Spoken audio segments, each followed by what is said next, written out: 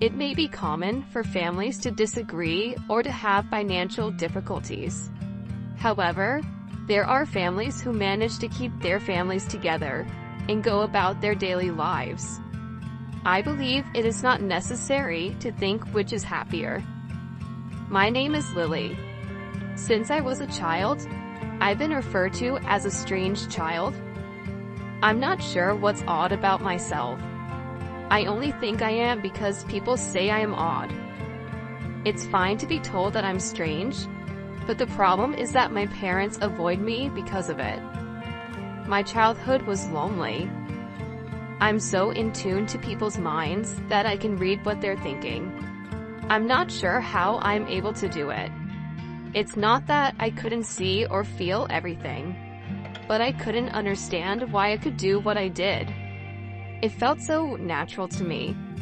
Just like how for ordinary people, they move their hands or breathe. There was a time when I felt an evil emotion or a presence from a coworker who my father had brought home with him. I felt like we had to be careful with that person. I warned my mother, but she ignored me. Later, the coworker persuaded my father to sign a contract as a debt guarantor.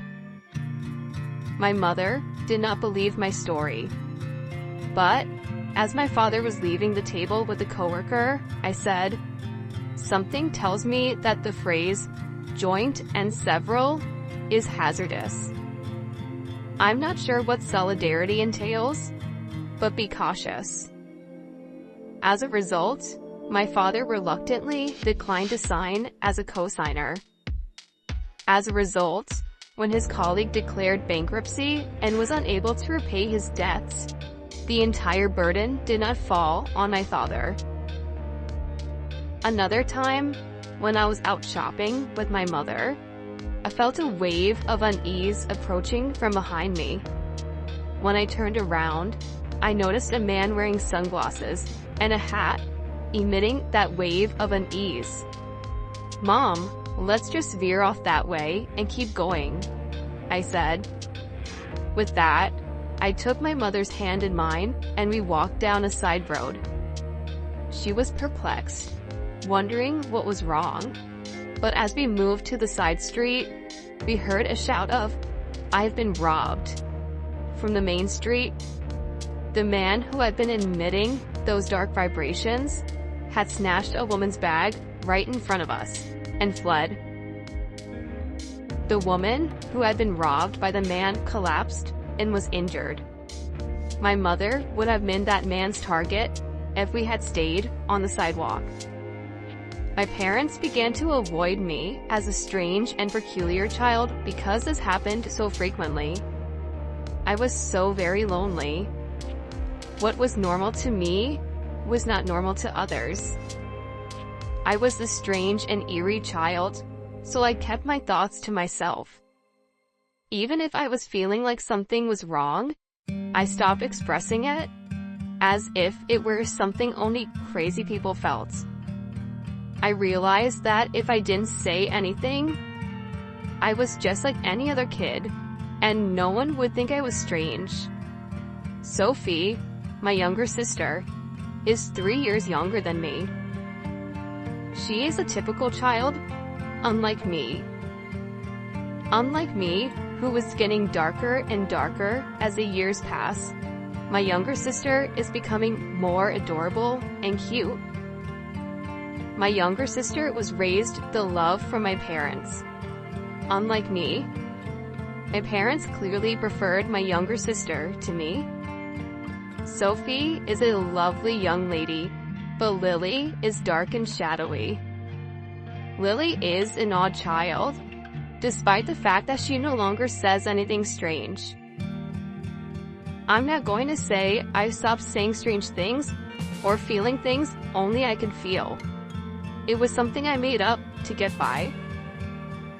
I was sick of the pain this power was causing me, and I was doing everything I could to keep it under control. I grew up without my parents' love. It was either because my attempts to pretend I was normal gave the impression that I was unusual, Or, because once this unusual image was attached to me, it could not be erased. My younger sister, on the other hand, was raised with my parents' love. My spoiled sister sensed my parents' coldness and slight distance from me and began to look down on me. She used to say, "I don't like being around my sister because it transfers the darkness to me. I'm very attractive, but my sister has a negative impact on my image." She started saying things to put me down whenever she got the chance. My parents only tolerated her and made no attempt to correct her. She was approached by a scouter for an entertainment production company in town. She was asked to join their agency when I was in my second year of junior high, and she was in her 5th year of elementary school. She stated, "It's obvious because I'm attractive. They said I could be on television." My younger sister was already thinking about a career, which satisfied our parents. "You should take it slow and think about it. I have a bad feeling about this." I didn't want my sister to be in trouble, so I opened up about my feelings, which I had kept hidden for so long. My sister, who was unaware of my unusual ability, said, "Are you chastising me because you're not attractive and can't communicate with others like me? Don't be strange, and don't stand in my way." Her face turned red, and she reached for me. My parents, who knew about my ability, had either forgotten about it or were overjoyed to see their little daughter in the spotlight, and they stood by her side, accusing me. I then reaffirmed my intention to remain silent. I told myself that saying anything unnecessary would result in nothing good. An educational internship student was scheduled to visit my middle school one day. He was a male college student, a junior high graduate who aspired to be a physical education teacher. The trainee spoke of his educational dreams and gave a powerful speech to the teachers and students. He became very popular with the teachers and students, particularly the female students. As the intern responded briskly to the loud voices of the female students, I felt a black wave of dread wash over me. I had made it a rule to keep myself hidden and not reveal my unusual abilities. But when I saw that my classmates were in danger, I decided to break my own rule. I approached a teacher who appeared to understand what I was saying. "I know this is unexpected, but please believe me and help me." The teacher was perplexed by my abrupt statement, but he did as I requested and staked out a specific location after school. I kept the details from the teacher. I didn't tell him the details because there was no way he'd believe me even if I did. But the teacher listened to me without any explanation. He might have been more than a simpleton. The next day, the entire school was in a frenzy. The nuisance prevention ordinance had been violated by the student trainee.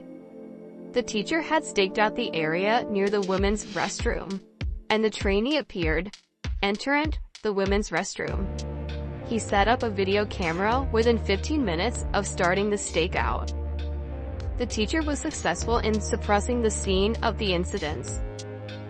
As a result, the female students were not victims of voyeurism and were not humiliated.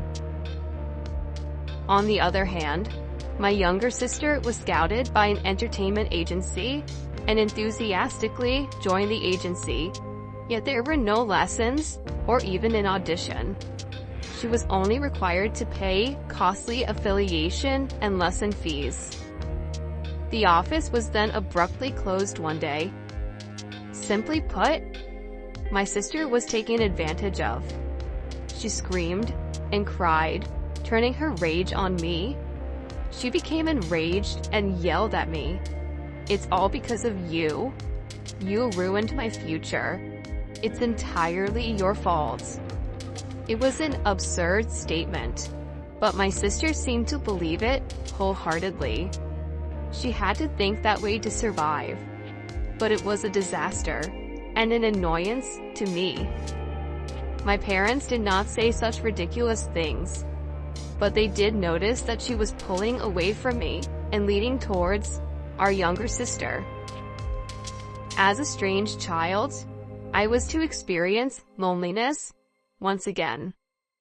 I was pleased that I had been able to assist everyone at school, but I was concerned that my actions would push me over the edge. The following day, the teacher who had listened to my story summoned me to the staff room. I opened the door to the staff room, fearful of being labeled as strange once more. You knew something like that was going to happen about a week ago, didn't you? The teacher asked me in hushed tones, with no warning. I knew it was pointless to try to fool him, so I told him about my mysterious power. After all, I know there aren't many people like that out there. It was the first time I'd heard of anyone understanding what I was going through. The teacher explained that he knew someone with my level of power, which is why he understood me. He stated, "That person is actually my aunt, and I've known about her for a long time. I understand you have a lot on your mind. I'm sure you'll feel a lot better if you get advice from someone in your situation." The teacher brought the person to me after saying this. The person looked me in the eyes and said, "It's natural to be concerned, but you don't have to suffer." Her kind but deep eyes, which seemed to see everything, drew me in. Sarah was the person's name, and she told me that she had the same power as I did since childhood, and that she had spent her entire life troubled and hiding herself. The story of the older person, who had gone through similar experiences to mine, was releasing me from my fears and doubts. My interaction with Sarah began on that day. I addressed her as my mentor, but she laughed and replied, "Will you not call me that?" Sarah, or rather my mentor, changed my life. I had lived a modest, shadowy existence, concealing who I was, but my consciousness was transformed. I was gradually able to live my daily life as a normal girl. However, since the incident at the entertainment agency, I have been unable to get close to my sister. In fact, we appear to be growing apart rather than together. It was normal for her not to talk to me, and the only time she did was to complain about something she didn't deserve or to make fun of me. I have no idea what triggers the switch. My psychic abilities also failed to predict my sister's emotional shifts. She used to say, "What's the big deal about you getting accepted to college? Aren't you just a mental flower garden?" My sister had failed the high school entrance exam at her first choice school, which she had been told she would definitely pass. She was able to enroll at a stopgap in a high school that she considered her second choice. As a result, my sister was furious that I had been accepted to her top choice university. I wasn't happy about it, and I wasn't bragging about it to my sister. She was simply making assumptions and disrespecting me. My parents only consoled and coddled my sister, who was going through a difficult time, and told me to go away and not to bother her. My sister didn't seem to like me either, despite the fact that I had grown up and become a better person since meeting my teacher. I guess she doesn't like me unless I'm a dark and gloomy inferior woman to her. My sister, on the other hand, is extremely intelligent. It's a wonder she didn't pass the high school entrance exam. She was very frustrated, and she channeled that frustration into her studies at the high school she enrolled in. As a result, she was the top student for 3 years and was accepted with a single shot into a difficult national university. She stated, "Heh, I got into the most difficult university. Your university is nowhere near mine." I responded to my sister's satisfied remark with a light-hearted, "Yeah, I guess so." I knew that getting too involved with her would be disastrous. My sister, on the other hand, thought my light response was a slight on her own brilliance and lashed out as hard as she could. My parents were scared of my sister, who would lose her temper until she calmed down. And whenever she got into this situation, all they could do was watch and worry. My parents blamed me for this, and concluded by calling me a liar, troubled daughter. I wanted to argue with them about which of us was actually the troubled daughter, but I had to swallow those words because I had to go home and didn't want to complicate things. Aside from my sister, I was nearing the end of my college career and needed to make a decision about my life. I'm not as dark and withdrawn as I used to be, but I'm still not sociable, and I doubt my ability to form successful interpersonal relationships. My ability is to sense people's negative emotions. I can understand positive feelings, but people are more prone to negative feelings, and negative thoughts hurt me. I had been tossed around by swirling negative emotions in school, and I was on the verge of distrusting people. I was concerned if I could perform well in a corporate setting. I discussed this with my mentor. I was certain she had faced similar challenges, and I wanted to know how she overcame them. She stated, "I experienced the same difficulties that you are facing now. Maybe you should do something like me." She told me that she had spent a long time working as a fortune teller or counselor, assisting people with their problems. I have the ability to fully demonstrate my power and contribute to the world and others. As I can work freelance, I don't have to be part of an organization, and I don't have to deal with people's emotions or relationships, both of which I am afraid of.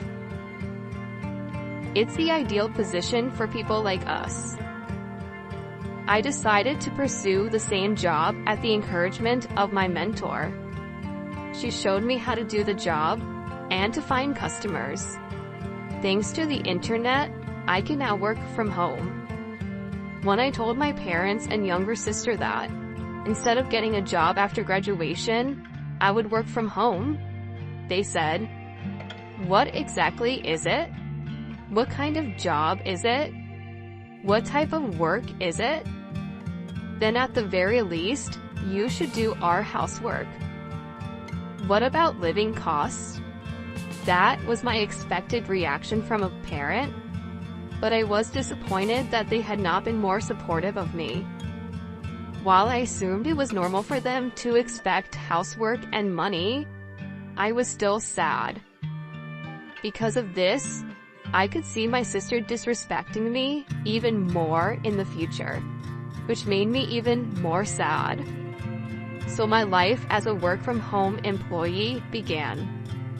There were no job offers at first, and it was a trial-and-error process, but with the assistance of my mentor, I gradually obtained a job. I couldn't do what my father asked me to, which was put money into the house, for about a year, so I devoted my energy to housework. My father was not pleased, but my mother was relieved that things were getting easier, and she kept him in check. When I put money into the house for the first time after about a year, my father made fun of me saying, "Ha, you finally got some money, didn't you?" Even with the money, however, the number of household chores he shared with me did not increase, and my life remained the same. My sister graduated from university 2 years later and decided to work for a foreign-affiliated company. Because it was a foreign company, the pay was good, and he told me, "Unlike my sister, I am not a member of the elite." My sister, who has found work outside of home, has made fun of the fact that I work from home. She stated, "I have no idea what you're doing working from home. Isn't that just for kicks? You're a parasite in your own home. My pay will increase, and I'm sure I'll be making 10 times more than my sister. Someone like you could never make that much money." My sister, who was promoted to chief after a year and a half with the company, also told me about it and made fun of me. My sister brags about her good salary, but she doesn't contribute anything to the household and doesn't help with any of the household chores. She delegated laundry, cleaning, meal preparation, and everything else to my mother and me. The work was between my mother and myself. But my mother delegated most of the work to me, so in effect, I was the one doing all the work. I said, "Sophie, you need to take better care of yourself. Instead of spending it all on yourself, you should put some money into the house." I informed her. Then she said, "You're a waste of space, sister. You should do all of our housework. I'm putting the money aside for my future." She never pays attention to me. For some unexplainable reason, my parents tactily agree with her, claiming that it can't be helped because she's my sister. I wanted to stay in my current job because it was comfortable and familiar, but I was beginning to wonder what I should do with myself. My sister then made a shocking announcement. "I'm getting married." Because there was no warning, my parents and I were taken aback and froze. He is a wealthy man who earns more than $10 million per year. "Oh, I'm sorry I became happy first, sister. But isn't marriage just a pipe dream for a person like you?" My sister then said she'd bring her boyfriend the following Sunday. Sunday arrived, and while we were in a state of panic due to the rapid succession of events, the man she brought with her was a young man dressed in a suit and tie who appeared to be capable. "My name is John, and it's a pleasure to meet you. I've come to propose to Sophie." He greeted her with dignity and politeness. "I told you he was wonderful, and he is, isn't he? I'll be happy with him." "John, what is your job?" My father, despite being overcome by her boyfriend's aura, asked a question anyway. "I am currently undergoing training at a company owned by a friend of my father's." When I was perplexed by the term, my sister explained, "His father is the company's president. He is training outside of the company to be his successor in the future," she explained cheerfully. My sister seemed overjoyed at the prospect of marrying the company's future president. After that, we talked about various topics before Sophie's boyfriend bravely left. Despite a few gaps in the subsequent conversation, my parents seemed pleased with the impressive man. John, who appeared to be young and fresh, cast an inexpressible shadow of blackness on me. I'm not sure how to explain it because I'm the one who can feel it. I couldn't stay silent any longer, fearing that marrying a man with this type of darkness would make my sister unhappy. "Listen, Sophie, you've only been dating him for less than 3 months, so get to know him a little better before you decide to marry him." My senses were going off, so I couldn't explain and tried to reassure my sister by saying something vague. "What exactly are you on about, sister? He is a man of great distinction and a potential president. He is a distinguished individual and the company's future president. You're just upset because you compare your situation to my happiness. You're a pitiful person, aren't you? My parents also yelled at me to get out of their way because such a wealthy man would soon be their son. Because you're a nobody, you should at least stop interfering with your sister's happiness. A parent's plan was obvious. Let their daughter marry a wealthy man and live in peace in their old age. My mind was racing with rage because I couldn't tell my sister about the black shadow that was attacking her. In the meantime, they got engaged and a meeting between the two families took place. My sister's fiancé's parents were clad in the same fresh breeze as John, but the same black clouds seemed to be hiding behind them again. However, the wedding day arrived before I could warn my sister and parents, who were too excited. You know, the president of our company is attending today's reception. Do you know how talented and promising I am? It's a great honor, but I know that you, my little stay-at-home sister, can't even imagine how great it is. Before leaving the house, my sister gleefully told me something I hadn't even asked her. As usual, she adds a few words of disrespect to me. They pledged their eternal love to each other at the hotel's wedding hall and then entered the reception hall. My sister looked happy with a big smile on her face, and I looked at her with concern as to how long that happiness would last. The president of the company, my sister said, would give the speech as guest of honor.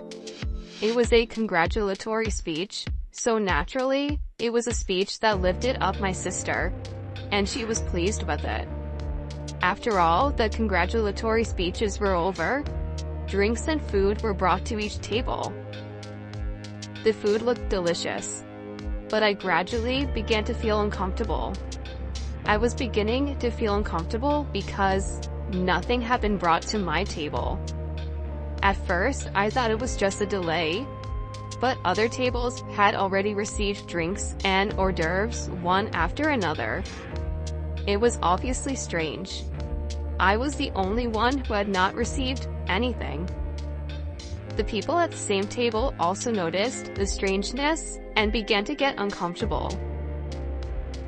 At that time, my sister came up to me and said with a laugh in my ear, "Free food is not prepared for people like you. I mean, this food is too good for you. You should just go home and eat potato chips. Just leave our wedding gift and go home." My eyebrows shot up at the outrageous line said loudly in my ear. The groom was also grinning and nodding widely in the groom's seat. Even my parents pretended to be surprised at first, but when they said something like, well, Sophie is right," I was surprised at first, but that surprise was followed by a surge of anger. I never thought you could be this insane.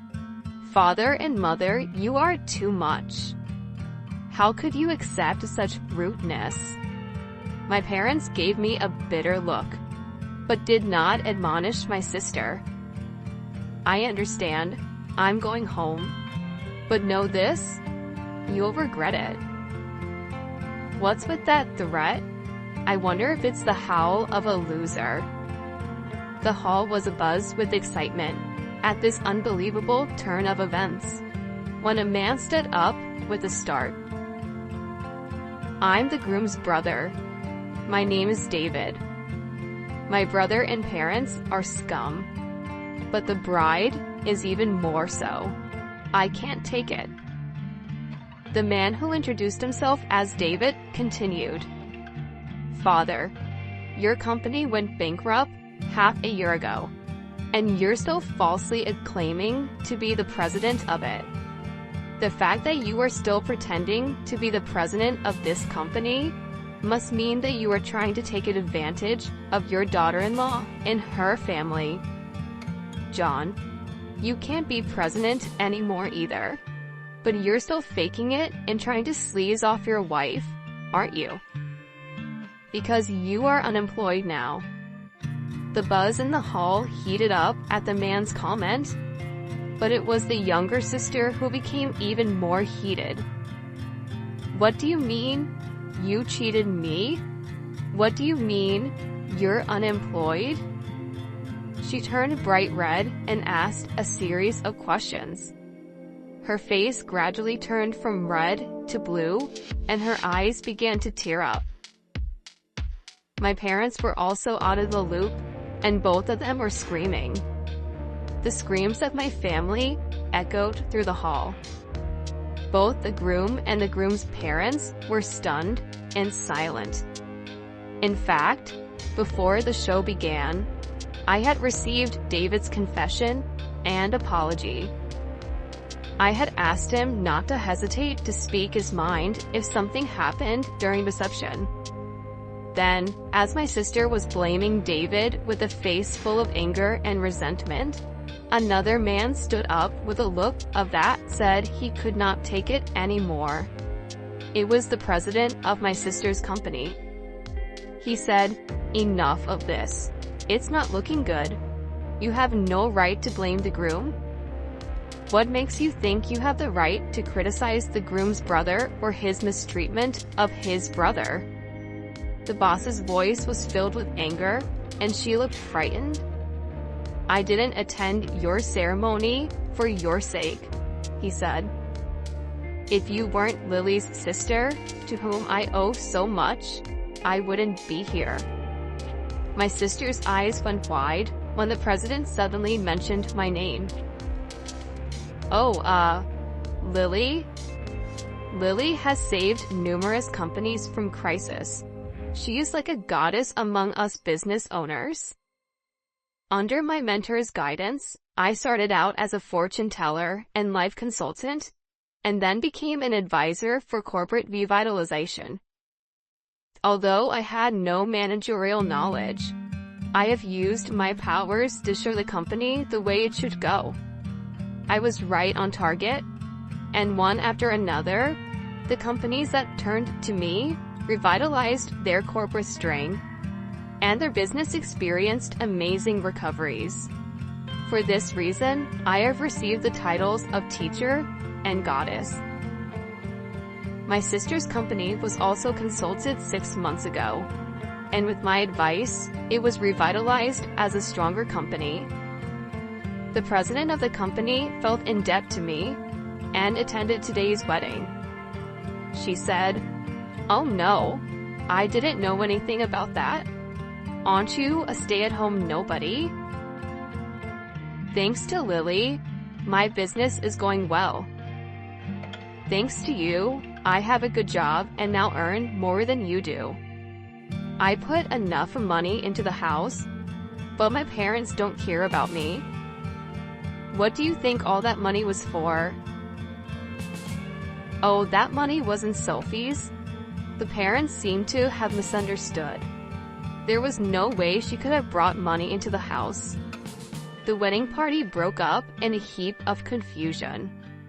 Naturally, the wedding gift was fully refunded to everyone. How are we going to pay for this ceremony now that we don't have all the money from the gifts? Besides, I had relied on John's income and signed a contract for a condominium in my name. I can't pay the rent by myself if I'm unemployed. To the sobbing sister, John said, "You signed the contract on your own, didn't you?" "I don't know anything about it." Divorce, divorce, divorce, you crook. The wedding turned out to be a mess. This was also the result of his malice towards others for no reason at all. He might have claimed that he had a reason to be malicious, but there was no way that would have passed muster. Later, the young sister divorced John and demanded alimony. There was no way that John, who was unemployed, and his parents could afford to pay a large amount of alimony. And although they were barely able to pay for the wedding hall, it was nowhere near enough to cover the cost of the condo they had contracted for. The house that was to become their love nest was canceled without ever being lived in. However, the loan balance was not erased, and the loan was a heavy burden on the younger sister. In addition, the outrageous behavior at the wedding spread quickly among the company officials who were present, and the sister lost credibility. The president of the company gave up on her and sent her to a lower position. She had no place at the company and lost her pride as an elite employee. She wanted to quit the company and run away, but in order to repay the loan, she had to continue working there. She continued working in a basement reference room, doing trivial work and may or may not be of any importance. John and his parents failed in their attempt to become parasites on my younger sister.